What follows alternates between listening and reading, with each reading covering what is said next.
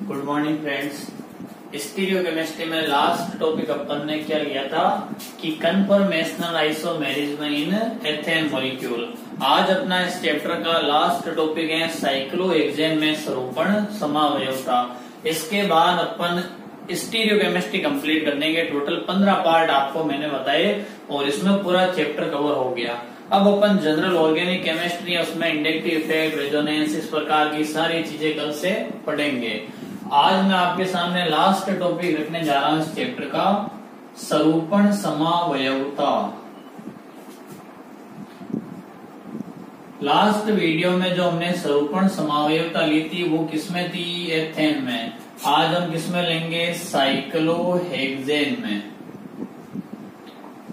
ये लीजिए साइक्लोहेक्सेन। जिस किसी स्टूडेंट ने पूरे 15 वीडियो लेक्चर आराम से देखे हैं, लिख लिख के याद करने की कोशिश की है, वो अब किताब के क्वेश्चन खुद सॉल्व करके देखेगा कि कितने क्वेश्चन वो सॉल्व कर सकता है, क्योंकि जो मटेरियल हमने पढ़ा है किताब के लगभग ऑलमोस्ट सारे क्वेश्चन आपके हो जाने चाहिए। तो साइक्लोहेक्सेन क्या होता है? देखो, इस प्रकार का एक अणु है, साइक्लिक कंपाउंड। ये लो 6 कार्बन है, वो एक दूसरे से इस प्रकार से जुड़े हुए हैं। बोर्ड पर अपन ये चित्र बना रहे हैं, इसके अकॉर्डिंग अपन को ये एंगल कितने दिख रहे हैं? 60 डिग्री के। कितने दिख रहे हैं? 60 डिग्री के। जबकि प्रत्येक कार्बन का संकरण है क्या? sp3। बेंजीन में क्या होता है? sp2। साइक्लोहेक्सेन में क्या होगा? sp3। तो sp3 के अकॉर्डिंग तो ये होना चाहिए 109 डिग्री 28 मिनट। इसका मतलब है कि साइक्लोहेक्सेन के सभी 6 कार्बन एक तल में नहीं होते। सबसे पहली बात यही, सभी 6 कार्बन एक तल में नहीं होते।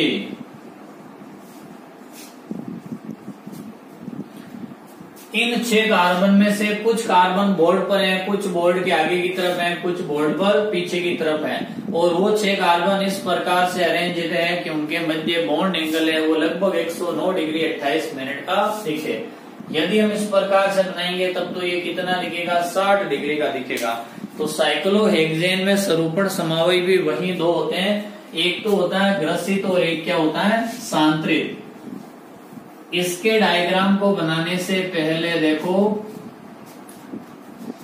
इनके न्यूमान प्रेक्षेपण फॉर्मूले बना देता हूं मैं यहां, ताकि आपको समझने में दिक्कत नहीं आए।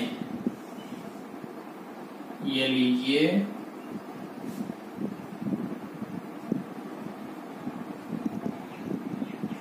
इस प्रकार से।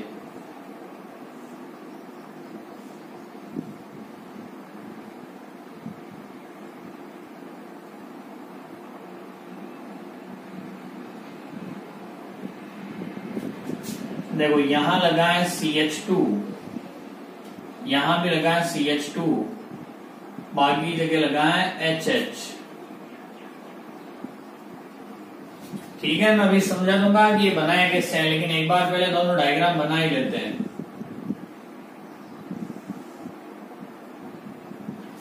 अब अपन लेते हैं दूसरा डायग्राम।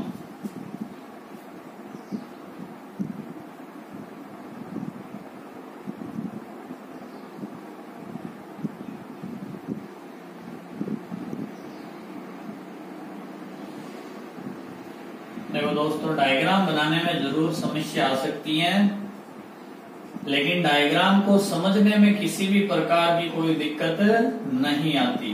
ये लीजिए, ये डायग्राम अपना बन चुका है। ये मैंने 2 रूप साइक्लोहेक्सेन के बना दिए। अब मैं आपको आसानी से समझा दूंगा कि ये किया क्या हमने। देखो, ये साइक्लोहेक्सेन है। इस साइक्लोहेक्सेन के अणु को आप यूं देखोगे, ये जो बोर्ड पे चपटा है इसको कैसे देखोगे? यूं। ये कार्बन आ जाएगा बोर्ड के आगे और वो कार्बन कहाँ चला जाएगा? बोर्ड के पीछे। अब मैं इन कार्बन को नाम दे रहा हूं, ध्यान से सुनना। ये कार्बन है 1 नंबर, ये है 2, ये है 3, ये है 4, ये है 5 और ये कौन सा हो गया? 6।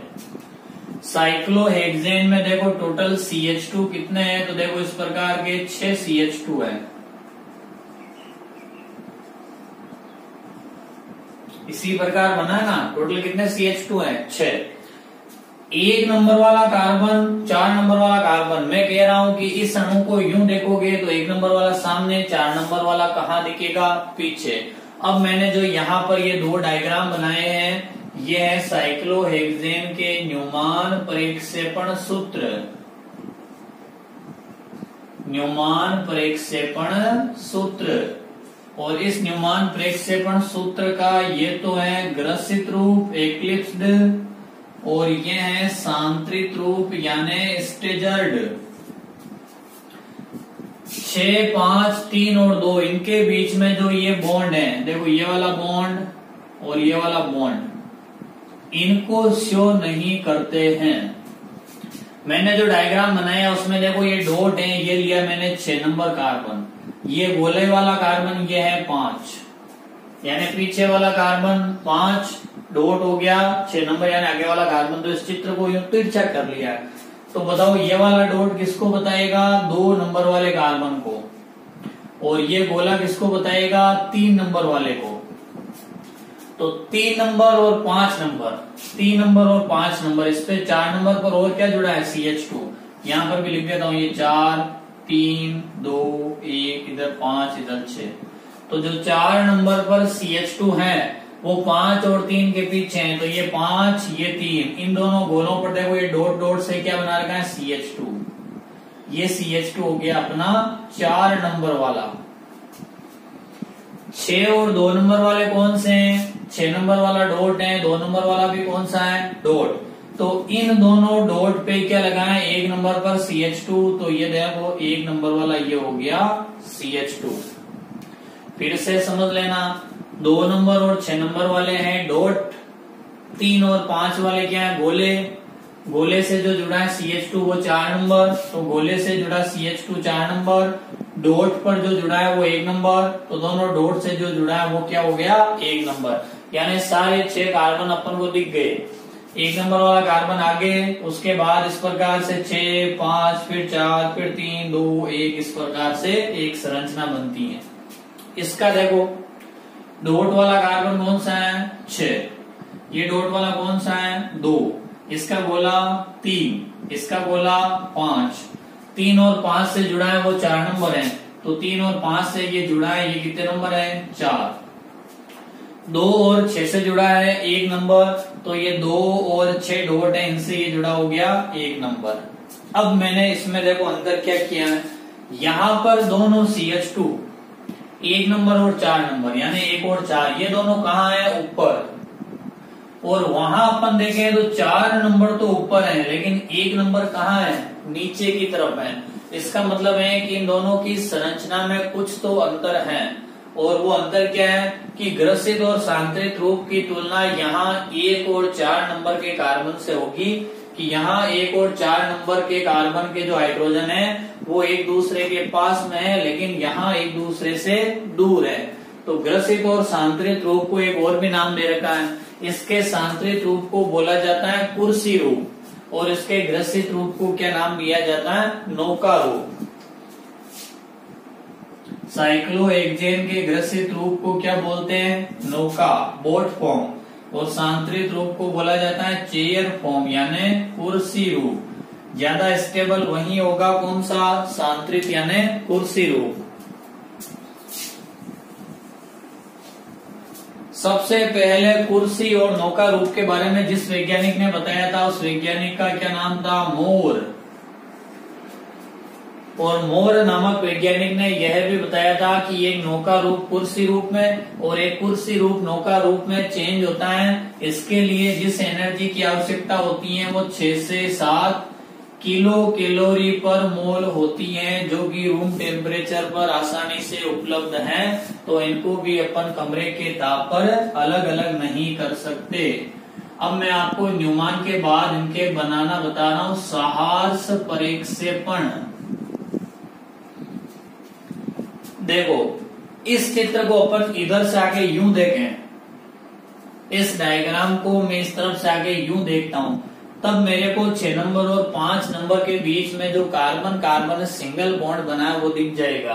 इसमें भी 2 नंबर और 3 नंबर के बीच में जो सिंगल बॉन्ड बना है वो यूं देखूंगा तो क्या होगा, दिख जाएगा। तो बॉन्ड दिखने के बाद इसकी सिचुएशन कुछ इस प्रकार की हो जाएगी।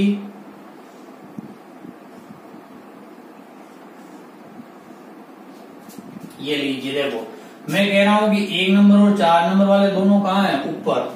तो ये मैंने ले लिया 1 नंबर, ये अपना हो गया 2 नंबर, ये हो गया 3, ये हो गया 4, ये हो गया 5, ये हो गया 6। इस डायग्राम को मैं इधर से आगे यूं देखूं तो 2 नंबर के पीछे आएगा 3 नंबर और 6 नंबर के पीछे आएगा 5 नंबर। इसका मतलब है कि ये दोनों बॉन्ड मेरे को दिखाई नहीं देंगे और ये दोनों ऊपर हैं, तो यहाँ ये दोनों कहाँ है, ऊपर की ओर हैं। अब मैं इनके हाइड्रोजन लगा देता हूँ। देखो 4 नंबर वाले पे इस प्रकार से 2 हाइड्रोजन होते हैं, एक हाइड्रोजन, ये दूसरा हाइड्रोजन। ये लीजिए, मैं नंबरिंग मिटा रहा हूँ इसकी, क्योंकि हाइड्रोजन लिखने में फिर समस्या आएगी। ये लो 2 हाइड्रोजन इसके, 2 हाइड्रोजन इसके, 2 हाइड्रोजन यहाँ, 2 यहाँ और 2 यहाँ। इसका मतलब है कि साइक्लोहेक्सेन का जो ग्रसित रूप है, उस ग्रसित रूप में अपन कार्बन कार्बन सिंगल बॉन्ड देखें तो वो अपन को किसके जैसा दिखता है, नौका के जैसे। और सांद्रित रूप को तिरछी साइड से देखें तब अपन को वो इस प्रकार से दिखता है, कुर्सी की तरह। और प्रत्येक कार्बन पर 2-2 क्या होते हैं, हाइड्रोजन होते हैं। ये लो,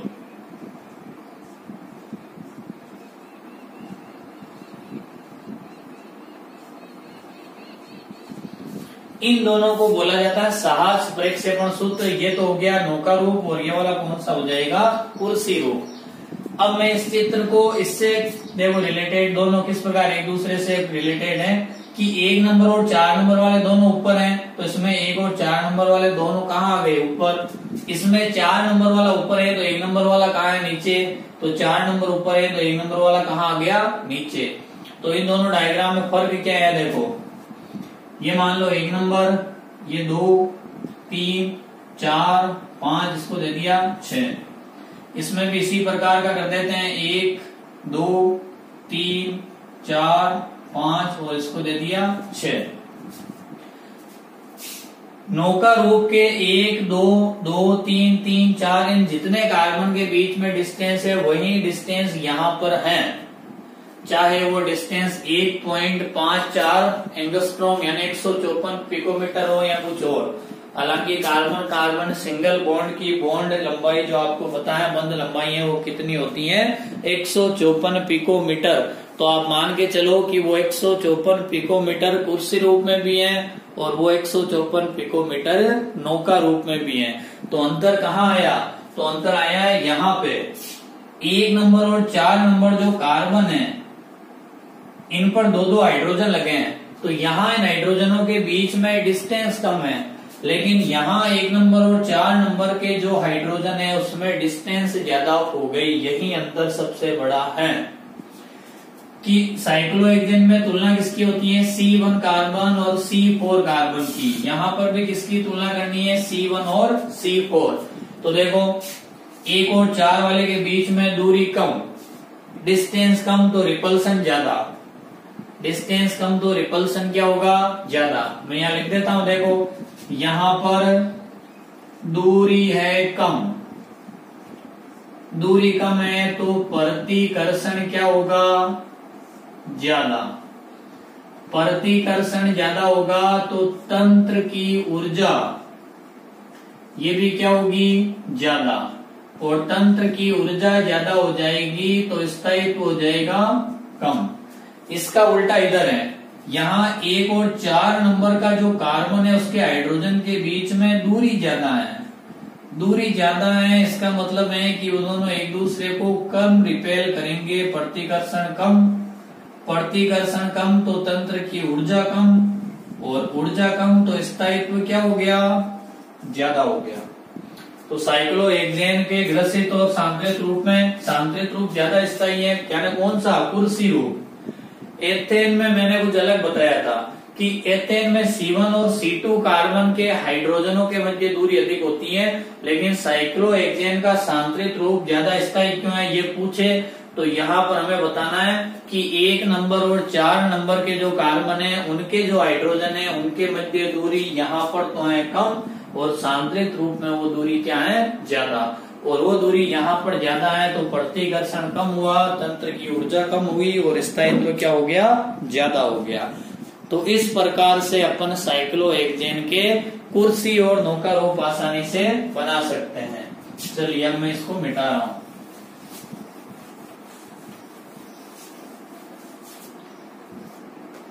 अब एक चीज और देखना,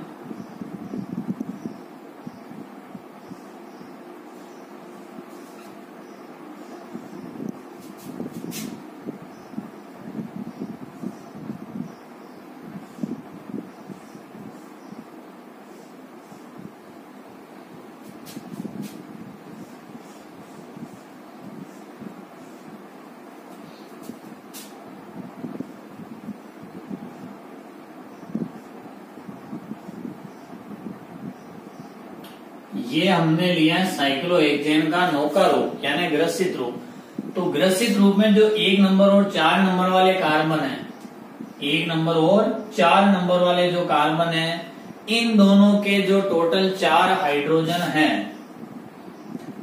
ये हाइड्रोजन समुद्री जहाज में लगे झंडों की तरह दिखाई देते हैं, क्योंकि एक तरह से जहाज है ना, और ये 4 इसमें क्या लगा रखे हैं, झंडे लगा रहे हैं। तो इनको एक नाम देते हैं फ्लैग पोल हाइड्रोजन। क्या बोला जाता है, फ्लैग पोल हाइड्रोजन। ये लो, ये परिभाषा है कि फ्लैग पोल हाइड्रोजन किसको कहते हैं। तो नौका रूप के 1 नंबर और 4 नंबर वाले कार्बन के जो हाइड्रोजन है वो समुद्री जहाज में लगे झंडों की तरह दिखाई देते हैं, इनको क्या बोला जाता है, फ्लैग पोल हाइड्रोजन। अब अपन कुर्सी रूप में भी एक परिभाषा बनाते हैं।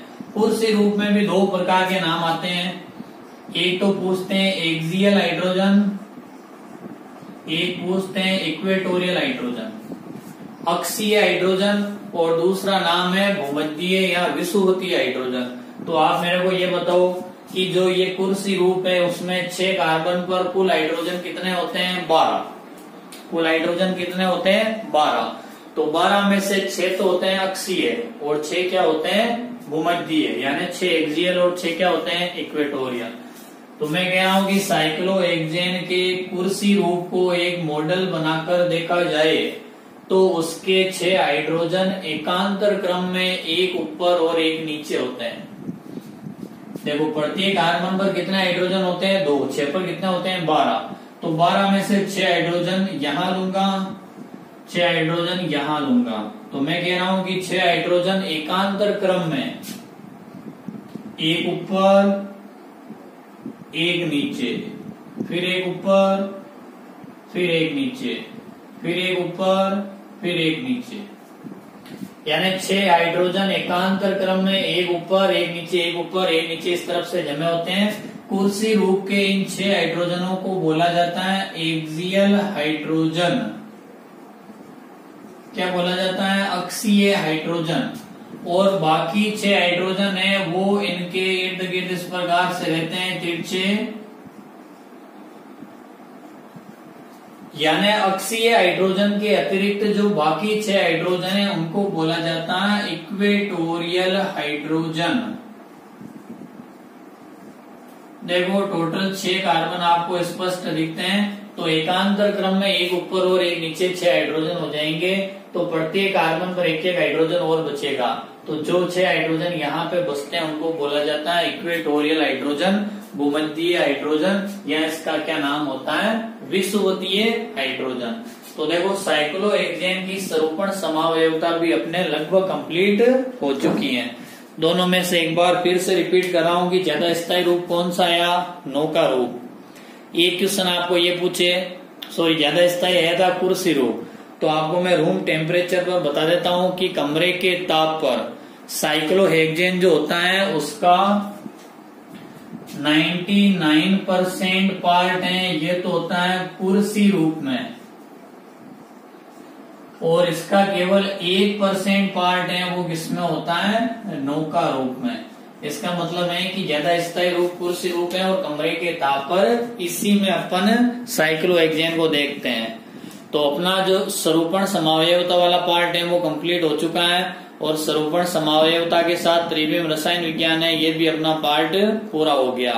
अब अपन कल से नए वीडियो लेके आएंगे, वो अपने होंगे ऑर्गेनिक केमिस्ट्री के। और ऑर्गेनिक केमिस्ट्री में अपने आपको वो सारी बेसिक चीजें बताऊंगा जो आपके 11th 12th graduation post graduation तक सब चीजें काम आती हैं।